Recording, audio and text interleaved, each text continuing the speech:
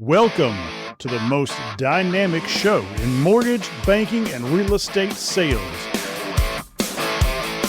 In this business, you need to get things done and dominate. You need energy.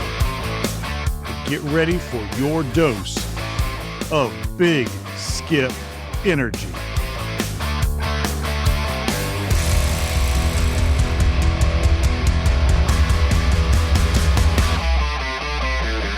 Meredith Moore, welcome to the Big Skip Energy Podcast. How are you? I'm great. I'm ready to get some big skip energy. Oh, baby. That's music to my ears. And of course, we also have with us the illustrious Laura Witte. Hello. Now, Laura really needs no introduction, but in case you don't know her, she is one of the top producing mortgage originators in the state of Georgia, one of the top women producers in the country. She's a phenomenal person, hell of a singer, and she has been nice enough to introduce Meredith to me and bring her on the show. Now, Meredith has got quite the story, y'all. Okay, so we're talking, she's a tech grad, which we're not going to hold against her, swimmer, cancer survivor, one of the top financial advisors in the country. But you know what? That doesn't even do her justice. So, Laura, why don't you introduce, Meredith for us a little bit more formally? Yeah. So, hi, Meredith. Thanks for being on. Hi. Yeah. Hey, Laura. So, Meredith is one of the top financial advisors in the country. She's founder and CEO of Artisan Financial Strategies. I know she's been doing this for well over 20, I believe. She's also my financial advisor and a good friend of mine. And she's an incredible, unbelievably inspiring and amazing human. Does that kind of tell it all? She's won countless awards. She speaks to hundreds of people across the country about her story. And it's just it's incredible to be around her and to hear her talk about not just financial advisor, but also persevering with her health and everything else. She's helped me greatly. I can't even tell you, I was lost until we met at a coffee shop. And it was like, we've known each other for years. When are you going to give me your business? And I was like, Yep. Please, God, help me. So Wait is that a good now. introduction? That is a great introduction. However, we already have a nugget to talk about there, right? Yeah. She was sitting there in a coffee shop and she asked for your business. So let's back up, okay. Skip. So this is a BizDev podcast. That is true. That is true. So I had Laura on my nurture marketing list for years. She doesn't even know the full story. She knows a little bit. I used to sing crazy shit with the letter that aligned. I would do stuff I would send out pieces. I don't think she got this one. I used to send out pieces of plywood saying I have ideas stronger than this. And people would literally call me and be like, you sent me a fucking, excuse me, but a board in the mail. Anything goes here. You're good. Yeah. Yeah. You sent me a piece of plywood in the mail. I'm giving you a meeting. And so I would send little tchotchkes with fun letters. I love and that. I would have people that I've got all your stuff on my desk. I want to give you a meeting. I love that. So, I actually sent out whoopee cushions for April Fool's Day one year. That's a good idea. Yeah, Oh, I did that to a bunch of bank CEOs, and I got a lot of meetings out of it. So yeah, it gets their attention. But yeah, so eventually Laura gave me a meeting. We didn't do anything. She was living her life, which is always crazy. And the timing wasn't right. But we became friends and we stayed in touch. And I sourced her name. Skip and I discussed before you hopped on, Laura, because I pulled the top mortgage brokers in the state of Georgia. And this was 20 years ago. And so that's how, I would develop where I wanted to play. After all, again, this is a BizDev podcast. And here we are all these years later. We're good friends. We roll in similar circles and we both want a lot for our careers, for our families, for our friends, and have similar sort of nonprofit missions and who we want to serve. I love it. See, we've already covered asking for business. We've already covered identifying your ideal prospects. And guys, we're done. Thanks for coming on. All right. No. Well, because I was a single mom, I was making, good money, but I didn't know what I needed. You know how clients come to you and they tell you what they think they need, or sometimes they don't even know what they need. And I was really, you get a lot of phone calls from people, but I was really grateful to sit down with Meredith because whatever we talked about stuck in my head.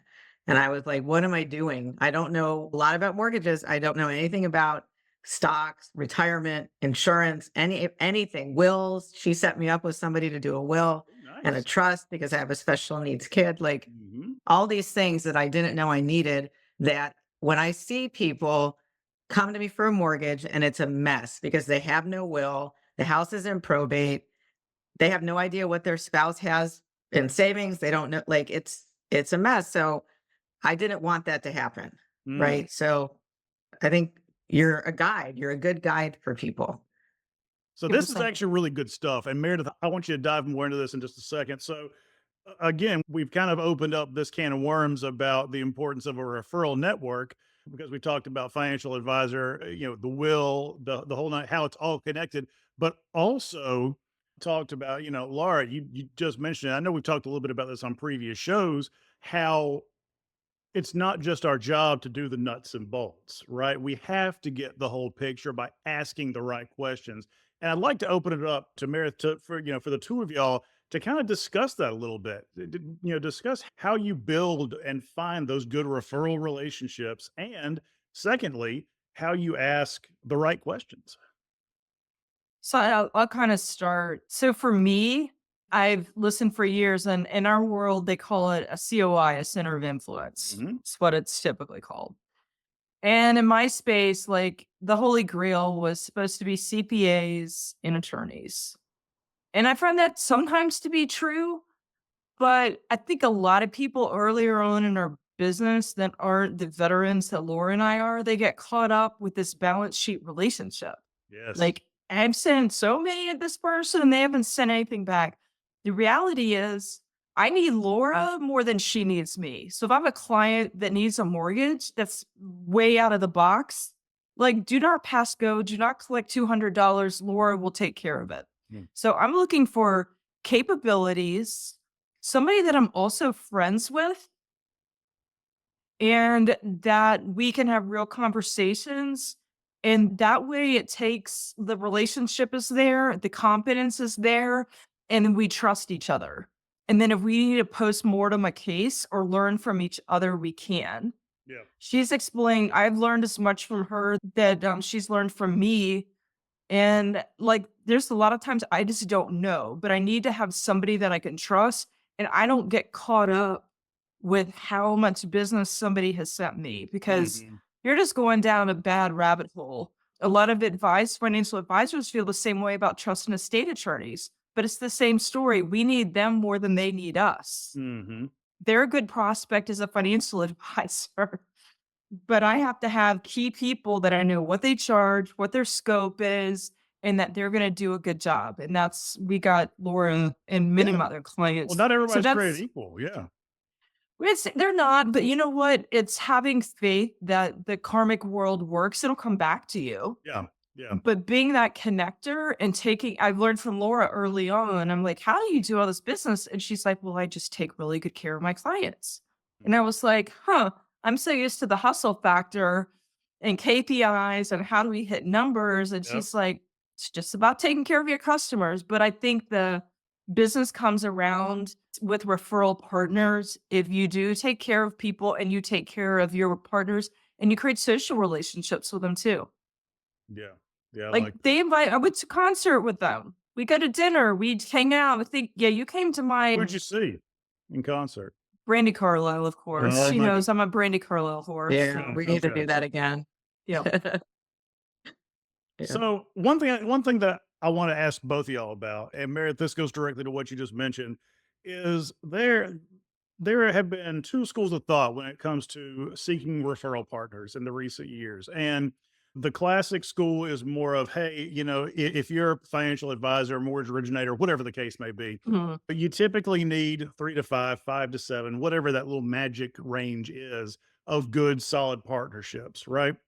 And in recent years, we've seen a little bit of a shift in terms of thinking that says, hey, look, if you look at, for example, if you just take the mortgage loan originator world and the realtor world, you see realtors, there's just an absolute shit ton of them. And you have very Mhm. few that are closing multiple transactions. Same and so then there's been that school of thought that says, let's move away from this. That's not really a thing anymore. And let's just go after whoever's happens to be doing the most. We got to get as much out there as we can get. And your message gets watered down. So I think that we're seeing a little bit of a joining of those two together now that says, hey, look, no, you've still got to have those key referral relationships that you trust, that you get along with well, personally, that you have that rapport with, and so on and so forth. But at the same time, you can't limit yourself because of the market that we live in, the advent of social media, all that kind of thing opens it up where you can still hit many more people. Do you think that it's one or the other, or are you seeing more of that meshing as we kind of progress into 2025?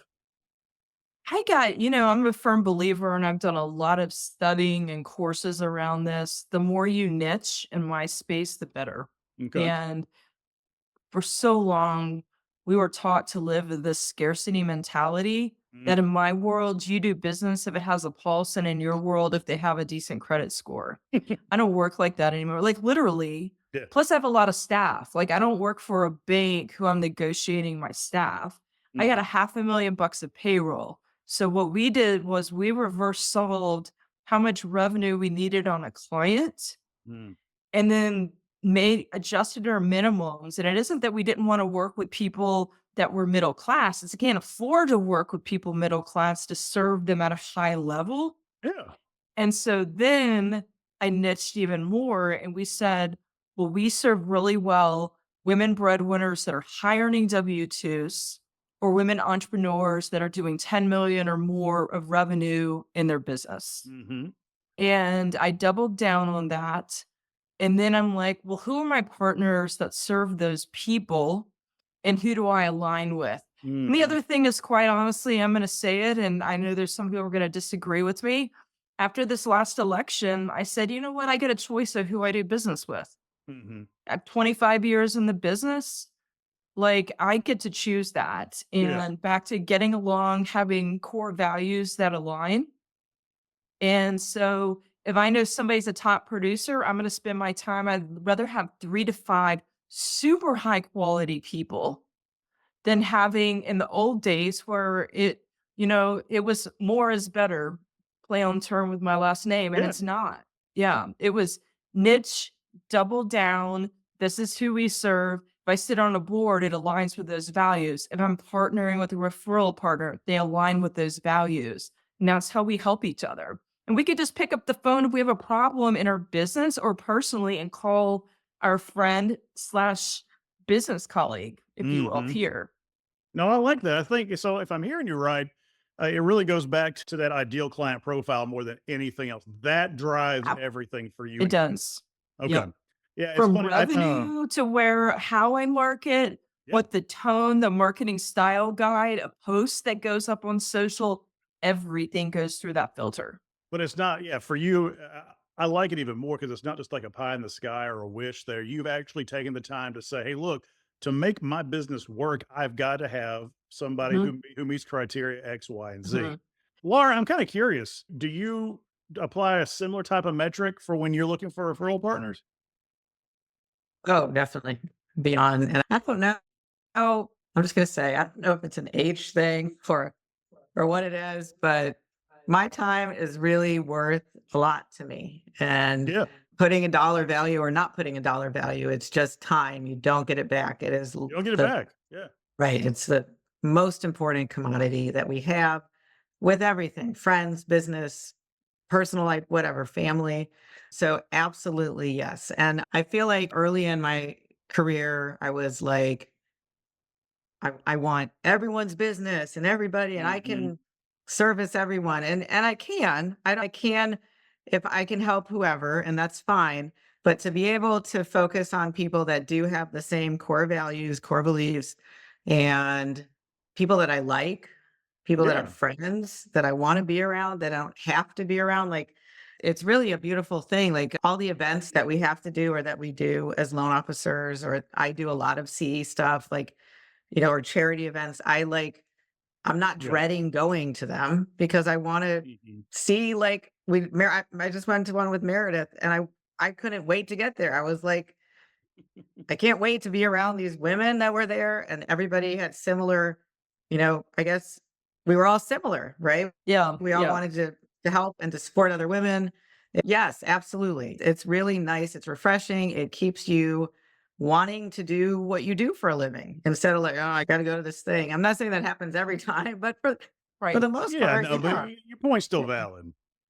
yeah, yeah. I Well, think and that's people why need to sometimes we're be true to afraid. themselves. Yeah, and we're afraid early in our business, like how do we like the concept of aligning passion and business was Mhm. Oh, I unheard love of. that. Because I it's love like, that. Yeah. yeah, and that's why I've structured stuff the way that I have. Like, it's this group. We all have similar interests. We all have similar problems, kids and spouses, and growing our business and taxes. And so, like, why not create cool events where you're essentially inviting friends that, oh, by the way, you may or may not do business with? Yeah, yeah, I think that's something because y'all have the ability to still keep your eye on the ball and not just be like, "Hey, I'm just going to a party." No, these are people that are like-minded professionally as well as personally. I Mhm. think that's really important too, because I see a lot of times I see realtors or frankly attorneys, whoever it is out there, right? That a lot of times they go to these functions, all these different people, and they just view it as a social event, and they don't ever see anybody else that they've met with outside of that. And that's then you are just kind of wasting your time. Like Laura said, time's the only resource we don't get back, Yeah. right? You can always make money back, but you can't get that time back. So I think Yep. that's really something that people need to remember. I just interviewed Mark Hunter, who's one of the top sales trainers in the country, and he was, you know, Meredith, you actually echoed what he says. Like basically, long story short, don't be afraid to say no. All right. You don't have Mhm. to be all things to all people. You It, don't have to it say got yes to easier. everything, Hey, even if you're just starting out. yeah, Skip, it got easier to say no when we created minimums, which I hesitated for years. I'm going to even say it was courageous to do because it's that transition from scarcity mindset. Yeah. And I'm not a volume shop. We only take on like 7 new clients a year, Mhm. but I know what my revenue is for that household. And unlike doing loans, I've got lifetime value. So I know I'll Yep. have literally between 100 to $200,000 if that relationship stays for 10 years. Mhm. Mm. And so I'm willing to go about how I market to that differently because I know that number. I love that. I love that. So, Yeah. moving on from referrals just for a second, and this is completely unrelated. I'm jumping all over the place here. All right. So, Meredith, you do a lot of speaking around the country. What are some of the things that you talk about most often? It has to do with top financial planning mistakes that I see being made Would you and mind how sharing a to. couple of those with the listeners? Yeah, sure. We can go over a few. I'd say, first, everybody's pain point is going to be tax. And the Mhm. problem for the lenders that are listening to this, you guys are all high earning not all, but most are high earning W-2s. And so you don't get necessarily the tax deductions. So there's a host of about 5 or 6 things that we can do to reduce some of those. Again, don't have time all day, but I'd say the pain point Sure. is going to be tax. It's not doing estate planning and then coordinating beneficiary designations with those documents. And it's structuring your retirement plans properly. I hate the word retirement, Skip. We use the term work optional where we're working because we want to, not because we have to. Yeah. And I'm have never going to Yeah. retire. I'll always be right, doing something until the day I die. exactly. Yeah. Same Yeah. here. Yeah, most high performers, that's how they think. With women, they tend to go sit on paid boards or they consult.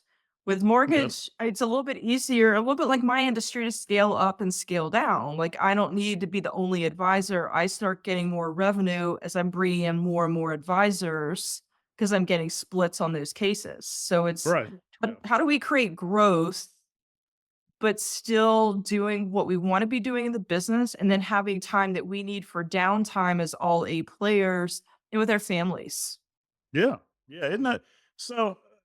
This has again, I'm jumping all over the place here. Sorry, but I've got 100 things going in my head now from this conversation. It's actually interesting you say that. You're more time with the families, that kind of thing. Because on a coaching level, I tend to work with higher performers, and I get the question like, "Well, Skip, it's like these people are already closing a lot. Like, what are you helping them do?" No, yeah, it's like you don't understand what they're trying to do. They aren't necessarily trying to do more, which sometimes they are. Maybe they want to go over that next level. But, a lot of times what they're trying to do is do more with less. And they say, hey, my volume, my units, whatever the case may be, it's fine. I'm comfortable here. I like where I'm at.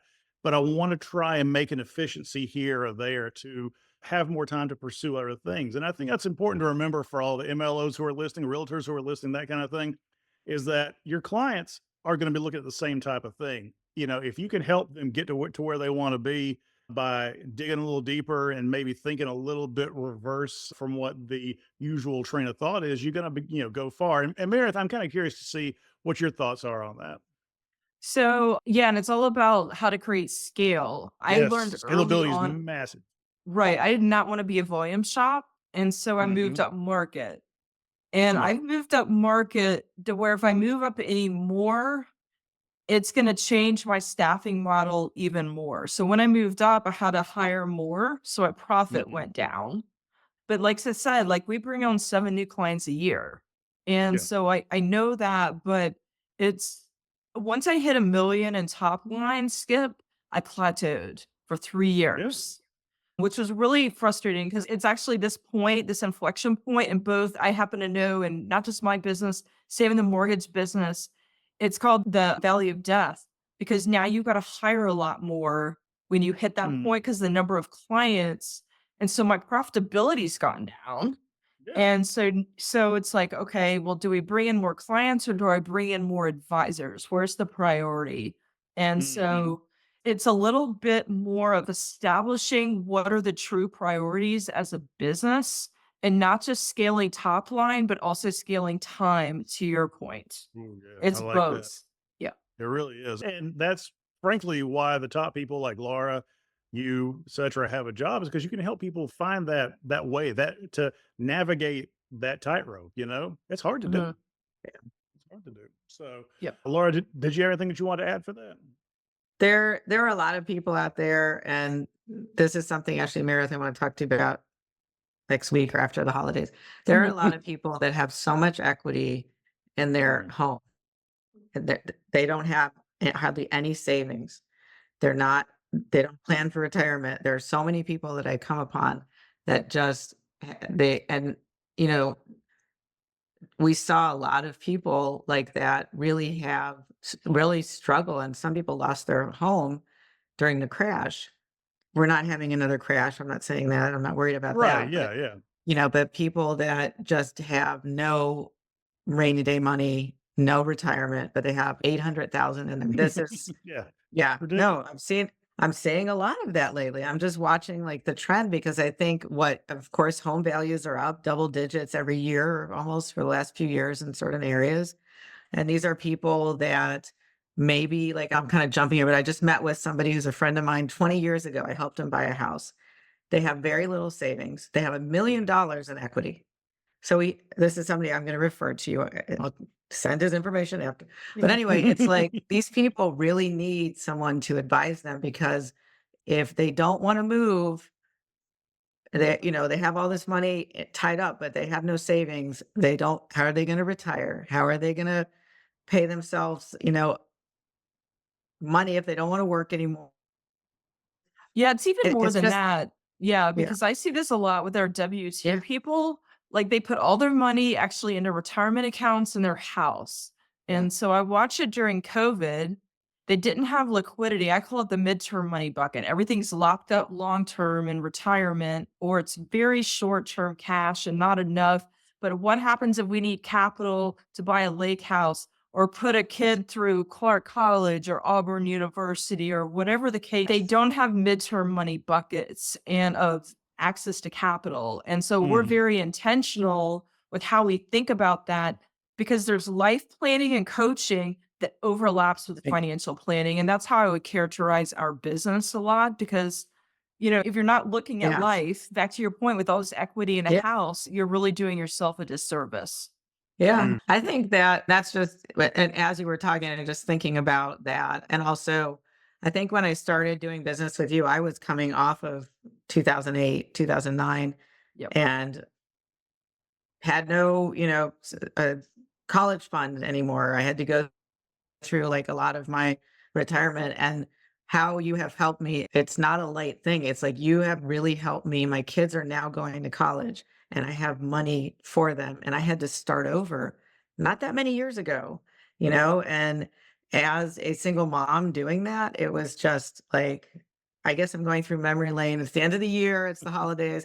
I just thank you, Meredith. You Yeah. really have helped like save me in a sense financially to have these little nest eggs where they're like timed nest eggs. Here's your retirement for this age. Here's for Right. this age, for this event, this life event. Like you help separate life events financially. Right. Every account has a job on your balance sheet. Yeah. Yeah, it has a very distinct job at different points. Yeah. Yep. So I love that. that's what I was thinking when you were talking and you're like, do you want to say anything? Yeah. I think people don't realize sometimes what they need. And that goes for mortgages, for financial advice, for sales, support and training from you, Skip. I think when Yeah. people get what they need, they're like, wow, I didn't even know I needed this, but this is such a incredible thing that I never thought about until now. And what a life-changing event that can be. So Yeah, somebody comes to me, they say, "Hey, Skip, I really need help with prospecting." I don't just take that at face value. I still ask questions because that may be only indicative of a larger problem. You don't know, right? You don't know. Which, getting down to that, Meredith, I wanted to ask you, what are some of your go-to questions? If you have if you have a new prospect, new client, you're trying to get to know them, trying to figure out what their why is, that kind of thing. What are some of the first things that you always ask? Let me back up because I have a different process than you guys too. So Hmm. it's not the old school world of I'm just running meetings. Hey, do you need somebody? I have a very deliberately gated process Okay. because it curates because of my minimums. I have to curate. I wait for people to raise their hand while I prospect and create my tribe. I have to money's a weird thing. And I have to wait for them to say, "Hey, let's chat. I don't know if I need to, but let's chat." And so and then I have a FAQ to go over all my minimums. But eventually, once they retain us, and we have such a different model than most of my peers that if they fit financially, I'm gonna close 99 times out of 100. I don't even like using the word close because I just know what we do aligns with So you're where they opening the are. relationship, as people But say. but to your question, Skip, what I do very early on is we do a data verification, we build a balance sheet, we build a cash flow, and we ask qualitative questions. And I get to understand their story around money. I would tell you that I'm talented, and I get, now let's just be honest, I work with rich people and how to make them richer. Like it or not, that's kind of what I do. But I ask all of them what their story around money is. And about half of them grew up poor. Yeah. Yeah. Well, half of them grew up poor. I'm sure Laura will pop back in. But understanding how psychologically they thought about money to get to this point. And if you figure my minimums, like I said, there's at least a half a million of household income. To say that over half of them grew up poor is for some people that's very surprising. Yeah, see, for me, it's not. It's just one of Right. those things that, like, no, that doesn't really shock me that much. Mhm. But I think that's great. You got to have your processes in place. I actually like your approach. It could be applied to more of what Laura does. Obviously, what I do because I just I kind of actually follow a similar Yeah, well, and I have policy. an intake form, and I don't even book a Hmm. call until the Right. intake form. I don't send them the Calendly link until I've received that intake form. I love it. I love it. Yeah, yeah. I do the same thing. I do a questionnaire. You got to Yeah. complete it. I got to look at it before we even meet. It's Yeah, just because then you know if somebody vested in the process. Otherwise, they're going to be a pain in the ass throughout and uncoachable.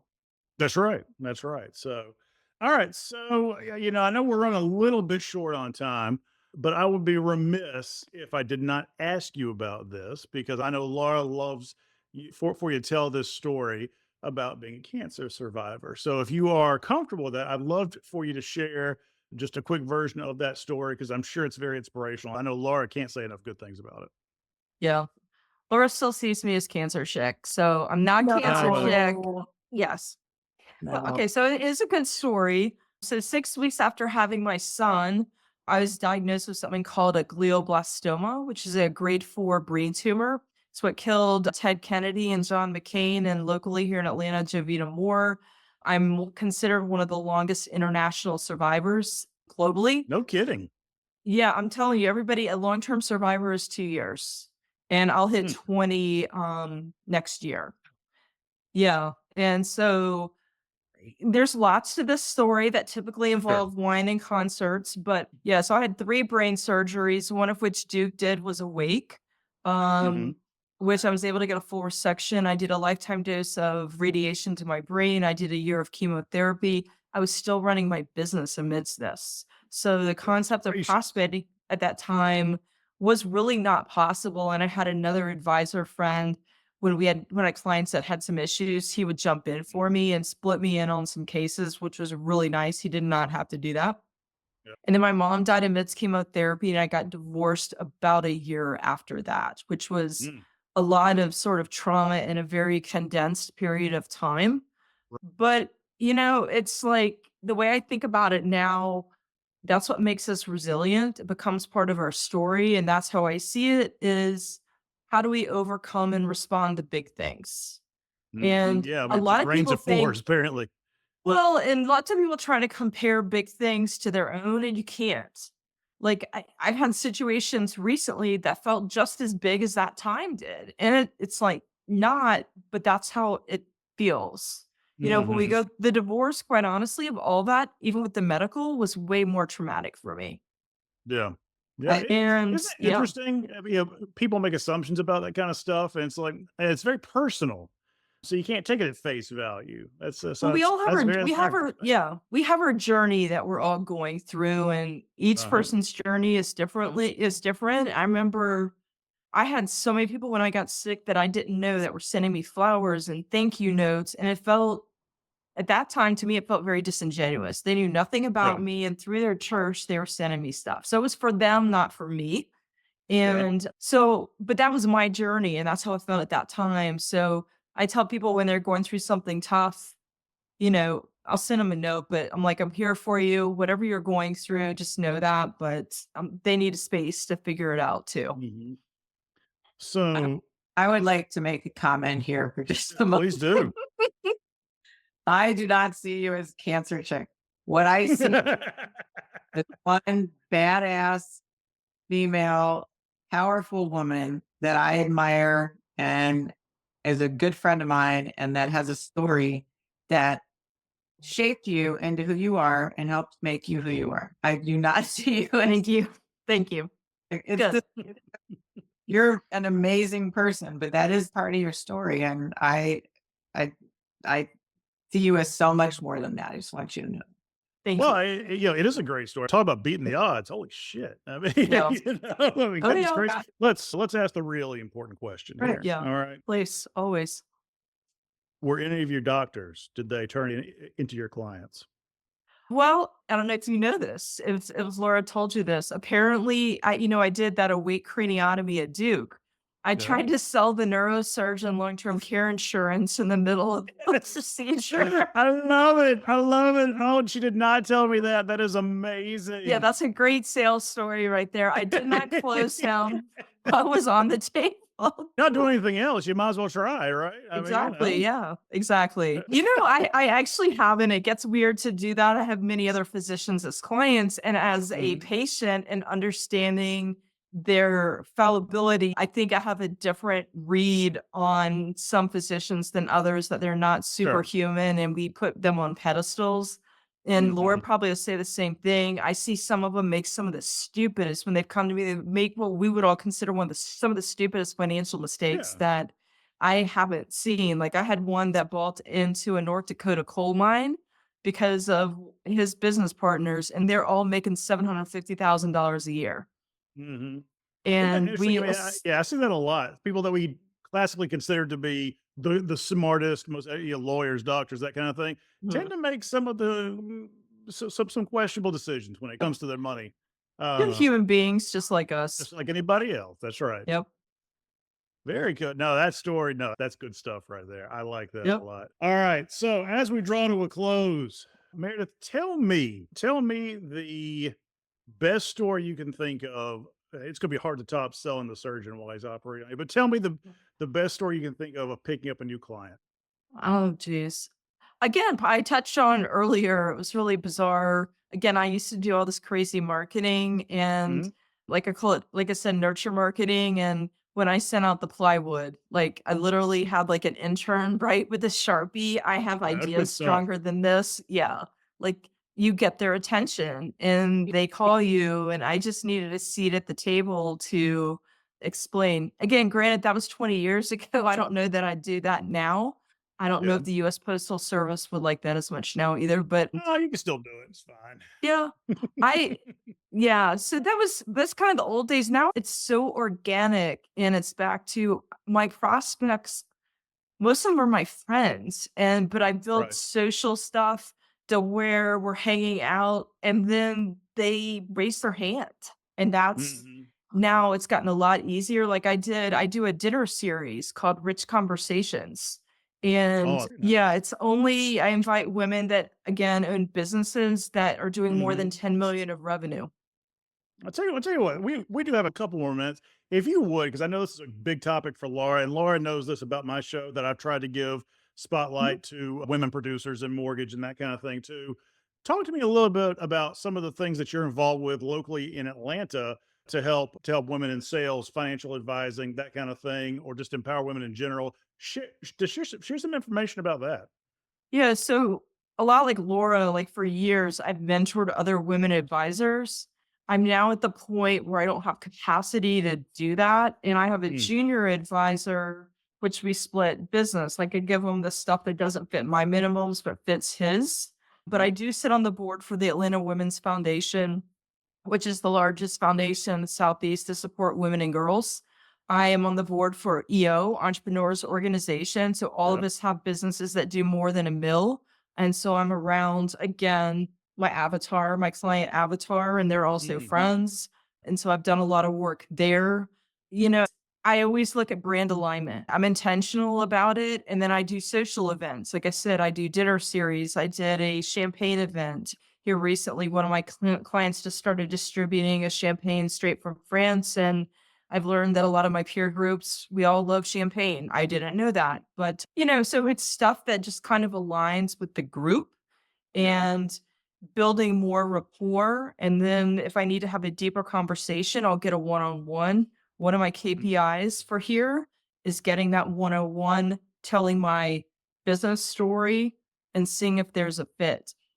Yeah, yeah, very cool. Yeah, of course, this is easy for me to say, being the generic white man here, but women who try to empower other women instead of tearing Mhm, other women down, I mhm. see it is doing a lot more good than trying to like, give others the stiff arm. Yeah, I think that's important to do for anybody who's trying to help bolster any group for any reason. I think as you move up market, like kind of where Laura and I are, we don't I don't see as much of that. Now I know it Yeah, happens because I hear about it from friends in C-suite in corporate yeah, America. yeah. But when we're running businesses, we're all supporting each other because we're all going through Good. the same struggles. But back to we can afford, Laura and I can be afford to be very intentional about where we're That's right. prospecting and who we Yeah, take on. And again, I don't know how practical it is. You definitely can't have a volume shop in the mortgage industry if you did it. But for me, creating minimums really advanced where we were going. Yeah. Because hmm again, Yeah, of course, you can't set minimums, as a mortgage originator for a multitude Yeah. of right. reasons, but there is still something to be said for being in a position, no matter what your line of work is, to where you can just say, piss off, you know? Yeah. So, yeah, let's be honest. But there's a balancing act. In fact, I just got an email from a 30-year-old. She's starting a business or she's 4 Hmm. years into her business and needs advice, but I can't help her because I would lose money if I took her on as a client. And so one of my biggest struggles is how do we tell people no, but Laura and I are bleeding hearts. We want to help. And Yeah. so I literally consulted my good friend Chat GPT, I'll say, well, that who opens up referral opportunities, though. I'm just saying. well, it does, and I've really doubled down on Chat GPT in the last 6 months and built a few Yeah. GPTs for marketing and asked, like, "How should I respond to this email?" It was a very supportive email, but it was, "Here are some resources, love to help, but here's who we serve right now." Very cool. I love But I that. still All feel right. So, guilty. Yeah. yeah, of course. All right. Is there anything else that you want to share with the audience before we draw to a close? Yeah. If people wanna get in touch with me, I Me to can it. Okay, got it. There you go. Our website is artisan, ARTISANFS, financial strategies online.com. And feel All free right. to go there, reach out. Again, I spoke to the Mortgage Brokers Association. I don't know if I got that right. And so for those that are high producers, love to see if we can help in tax reduction and planning and all sorts of good stuff, estate planning, retirement, whatever. Fantastic. And for those that want to get in touch with Laura, in case you don't know already, truthandlending.com. Laura, did I get that correct? You did. Oh, Truthandlending.com. it's beautiful. Look at me Uh, go. Very quickly. So, So our models are different for our business, and I am also a bleeding heart with it when it comes to helping people. So we don't have a minimum. Like, I'll help somebody buy an $100,000 house. I'm happy to do that. sure. For a million, it doesn't matter to me. What matters to me is that the people treat us with respect, and that we treat them with respect, and that we have, like, the people that I'm working with that I like and want to be around. And there's like I like to give, and I like to make sure that's acknowledged or received, like, in the way that it should be, not to give to get, but to give and not to be used, not to be like, Hmm. that kind of thing. So the people that I do business with, it's a reciprocal relationship. I'm not talking about I give you this, you give me this. I'm talking about respect. That's what I'm Yeah. talking. Yeah. And It's the intangibles. It has nothing to do with the dollars and cents on it. Yeah. Yeah. So it's very much intangible. yeah. So anyway, I just wanted to, yes, but if you want to get in touch with me, Truth and Lending is my Instagram, and Truth and Lending team on Facebook. And thank you for having us on, Skip. Yeah, I see. Oh, listen, it's been my Can I pleasure. ask her one question? Of course you can.